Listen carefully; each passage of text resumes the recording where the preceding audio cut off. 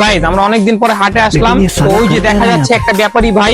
আসেন আমরা একটু ব্যাপারী ভাইয়ের সাথে কথা বলি। তো ভাইয়া কি অবস্থা আপনার? আলহামদুলিল্লাহ ভাইয়া ভালো, আপনার কি অবস্থা? এই তো আলহামদুলিল্লাহ।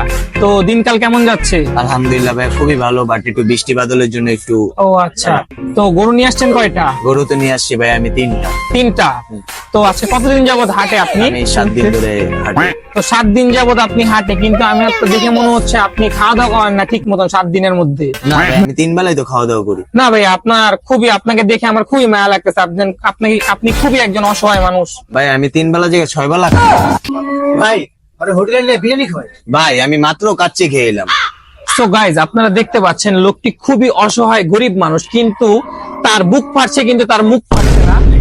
সো গাইজ ওনার গরুর প্রতি অনেক ভালোবাসা, কিন্তু উনি বিগত 1 সপ্তাহ ধরে হাটে আছে, কিন্তু সে একবেলা গরু মাংস দিয়ে ভাত খায় না। ভাই কি বলেন, আমরা তো 3 বেলা গরু মাংস ছাড়া ভাতই খাই না। সো গাইজ লোকটা অনেক গরিব মানুষ গাইজ, আমরা বুঝতে পারছি। ওই মিয়া কি কোন মজা লন মিয়া, আমি গরিব, আমার বাপ দাদার কি আছে আপনার ধারণা আছে মিয়া?